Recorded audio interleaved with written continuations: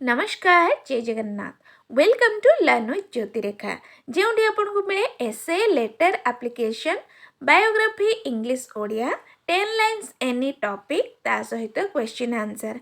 आज आम पंचम श्रेणी साहित्य बही बा साहित्य कुसुम बहीर जे थाए पर उपकार विषय को भलसे बुझा और तार प्रश्नोत्तर करवा जार लेखक होउछंती डॉक्टर रमेश पत्री। आम यहाँ प्रथम पढ़ी आज आम आर संपूर्ण प्रश्नोत्तर करवा। ए टोटल 8 नंबर पर्यंत प्रश्न अच्छी। तबे स्टार्ट करवा। पंचम श्रेणी जे थाए पर उपकारे लेखक डॉक्टर रमेश पत्री। 1 नंबर देछि आस कथबार्ता हेबा। क नंबर मेकरण केउ स्थान रे तपस्या करिथिले। उत्तर मेकरण गिरिनार पर्वतर पाददेश अरण्य दीर्घ 12 वर्ष धरी तपस्या करथिले।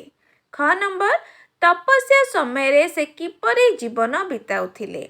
उत्तर रे तपस्या समय से कंदमूल खाई और झरणार जल पी जीवन बिताउथिले।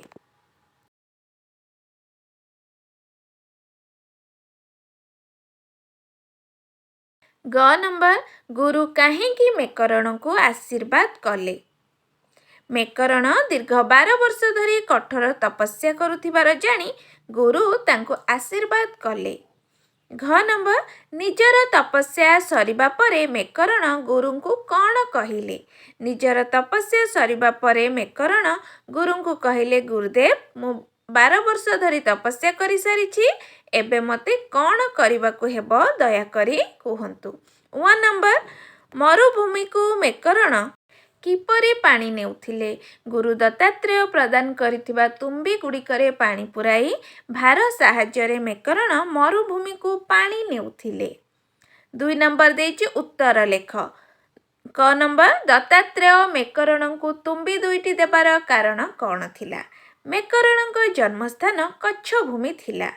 मरुभूमि सही मरुभूमि अंचल दे जाउथिबा पथिक माने पानी न पाई तृषारे कातर होई पड़ी थांती।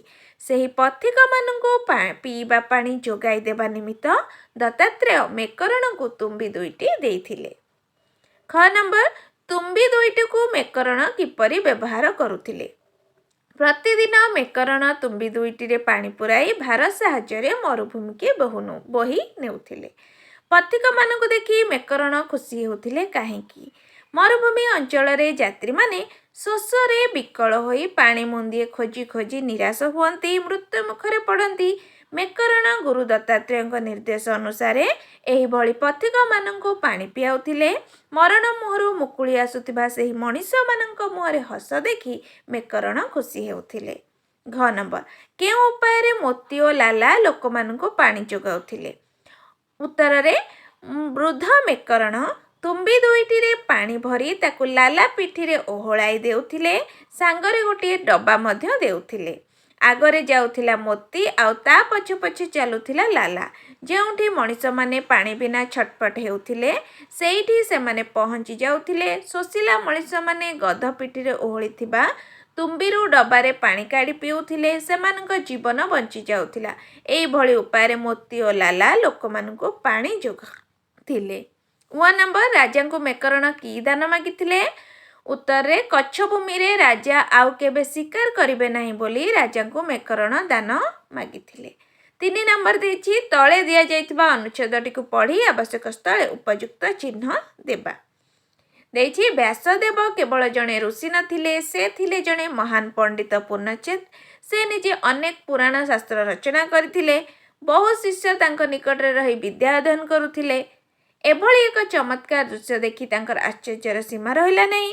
से मने मने चिंता कले, मु तो एते शास्त्र अध्ययन करिछि किंतु काहे संसार रे एभली विद्या थिबार तो मु जानि नहीं। सुतरां मोर विद्या अपूर्ण अटे।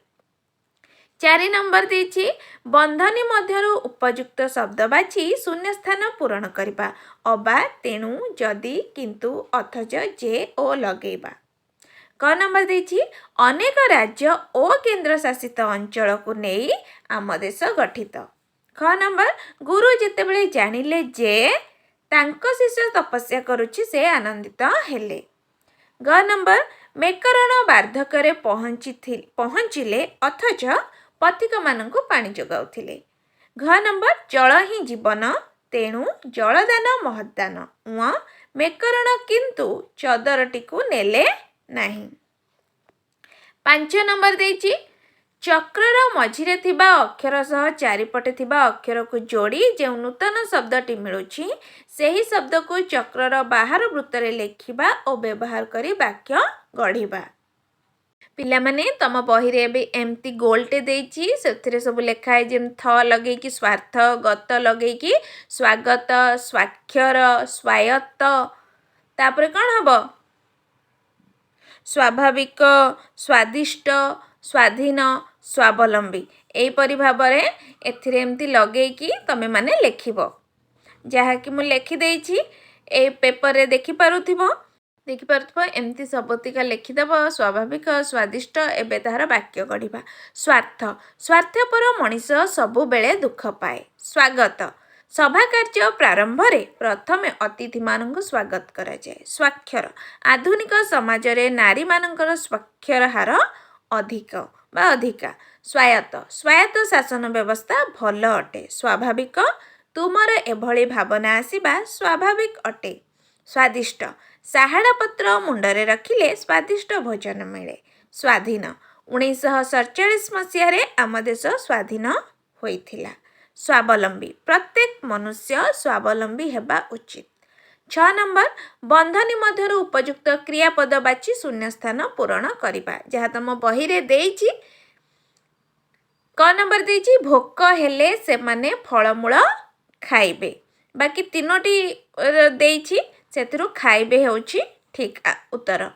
ଖ ନମ୍ବର ଶିଷ୍ୟର ସଫଳତା ବିଷୟରେ ଶୁଣି ଗୁରୁ ଖୁସି ହେଲେ।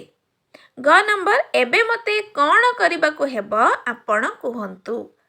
ଘ ନମ୍ବର ସନ୍ଧ୍ୟା ହେଲେ ଲାଲା ଓ ମୋତି କୁଡ଼ିଆକୁ ଫେରନ୍ତି। 7 ନମ୍ବର ଦେଇଛି ତଳେ ଦିଆଯାଇଥିବା ଶବ୍ଦମାନଙ୍କୁ ଗୋଟିଏ ଗୋଟିଏ ବାକ୍ୟରେ ବ୍ୟବହାର କରିବା। ଏକୀଭୂତ, ଜଳ ଓ କ୍ଷୀର ଏକୀଭୂତ ହୋଇପାରେ। ଖ ନମ୍ବର ଦୃଢ଼ୀଭୂତ, ଦୃଢ଼ୀଭୂତରେ କ'ଣ ହେବ ନା ମୋତି ଓ ଲାଲାଙ୍କ ବନ୍ଧୁତା ଦିନକୁ ଦିନ ଦୃଢ଼ୀଭୂତ ହେଲା। ଗ ନମ୍ବର ଦ୍ରବୀଭୂତ, ଲୁଣ ପାଣିରେ ଦ୍ରବୀଭୂତ ହୁଏ। ଦୂରୀଭୂତ, ସୂର୍ଯ୍ୟ ଉଦୟ ହେଲେ ଅନ୍ଧକାର ଦୂରୀଭୂତ ହୋଇଥାଏ। 8 ନମ୍ବର ଦେଇଛି ତଳେ ଦିଆଯାଇଥିବା ଶବ୍ଦମାନଙ୍କରେ ଆବଶ୍ୟକ ସ୍ଥଳେ ନିବାରଣ କିମ୍ବା ସମ୍ବରଣ ଯୋଗ କରିବା। କ୍ଷୁଧା, କ୍ଷୁଧା ନିବାରଣ। ଅଶ୍ରୁ, ଅଶ୍ରୁ ସମ୍ବରଣ। ଲୋଭ, ଲୋଭ ସମ୍ବରଣ। ଟିକେ ଭୁଲ ହେଇଯାଇଛି, ଲୋଭା ହେଇଯାଇଛି। ତୃଷା, ତୃଷା ନିବାରଣ। ଲଜ୍ଜା ନିବାରଣ। କ୍ରୋଧ ସମ୍ବରଣ। ଆଶା କରୁଛି ପିଲାମାନେ ତମମାନେ ଆକୁ ବୁଝିପାରିବ, ଲେଖିପାରିବ, ନିଜ ସାଙ୍ଗମାନଙ୍କ ସହିତ ସେୟାର କରିବ। ଯଦି ଅଲଗା କିଛି ଭିଡ଼ିଓ ଦେଖିବାକୁ ଚାହୁଁଥାଅ ଲର୍ନ ୱିଥ୍ ଜ୍ୟୋତିରେଖାର ପ୍ଲେଲିଷ୍ଟରେ ଯାଇ ଦେଖିପାରିବ। ଯଦି ଭିଡ଼ିଓଟି ଭଲ ଲାଗିଥାଏ ଭିଡ଼ିଓକୁ ଲାଇକ୍ କରିବ, ନିଜ ସାଙ୍ଗମାନଙ୍କ ସହିତ ସେୟାର କରିବ। ଆଉ କିଛି ନୂତନ ବିଷୟରେ ଜାଣିବାକୁ ଚାହୁଁଥିଲେ କମେଣ୍ଟ କରିବ। ପୁଣି ଦେଖାହେବ ନୂଆ ଭିଡ଼ିଓରେ।